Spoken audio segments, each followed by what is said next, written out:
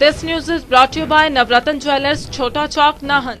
सिरमौर के दुर्गम क्षेत्र शिलाई से ताल्लुक रखने वाले पोलियो ग्रसित बिट्टू के इलाज के लिए अब समाज सेवी संजय शर्मा उर्फ बड़का भाऊ भीख मांगेंगे। उन्होंने शासन व प्रशासन की कार्यप्रणाली पर सवाल उठाए हैं।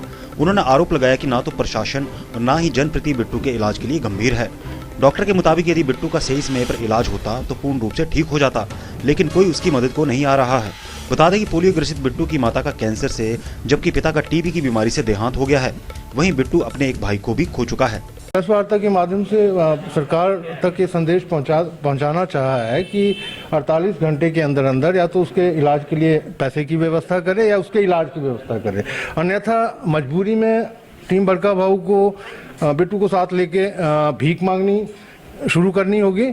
और जिसकी शुरुआत जो है जिलाधीश सिरमौर के घर से, जहां उनको सरकारी रेजिडेंस मिला है, वहां से विधायक मंत्री यदि कोई है सिरमौर से तो उनके घर से होगी। वो देखिए, बिट्टू एक तो कुपोषण का शिकार हो चुका है, पोलियो से ग्रसित है वो। हालांकि डॉक्टर बोलते हैं, चंडीगढ़ में डॉक्टरों ने बोला कि अगर सही समय पर वो आता तो वो ठीक हो सकता है। अभी भी उसकी संभावना है कि उसको अगर प्रॉपर ट्रेनिंग, फिजियोथेरेपी, इस तरह की डॉक्टरी ट्रीटमेंट, मेडिकल ट्रीटमेंट मिले तो वो अपने पाँव पर चल सकता है।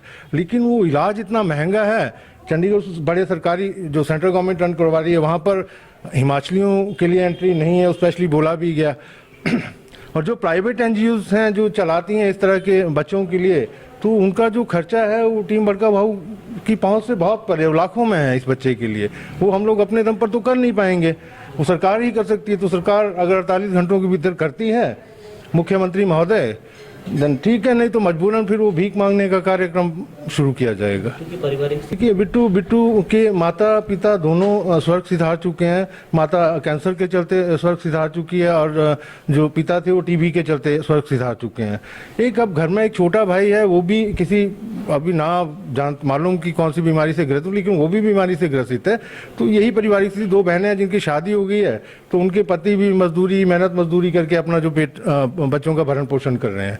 ये फिलहाल ये बिट्टू के परिवार की कोई शक नहीं जी। जो वर्तमान विधायक हैं वहाँ के शिलाई विधानसभा पड़ता है, वो 500 रुपया महीना देने की बात करके गए थे। वो 500 महीना तो आज तक एक ही बार दिया, उसके बाद वो महीना शायद आया नहीं। और दूसरे जो वहाँ के जो सरकार में हैं इस टाइम, उन्होंने वो डायरी में उसकी प्रॉब्लम लिखी, लेकिन शायद उनकी वो डायरी वहाँ से गुम हो गई है।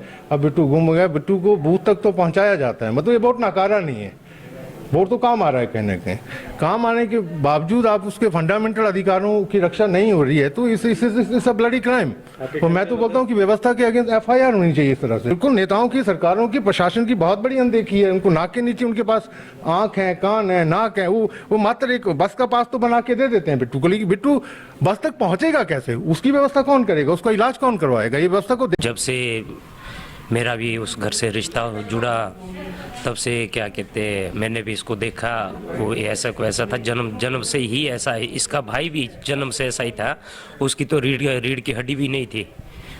रीढ़ की हड्डी भी वो सोया हुआ रहता था, जगह पे सोया हुआ रहता था। लेकिन जो उसके मम्मी है, पापा है और भाई है, सबसे पहले तो इसके पापा एक्सपायर हो गए, उसके बाद इसका भाई एक्सपायर हो गया, उसके बाद इसकी मम्मी एक्सपायर हो गई।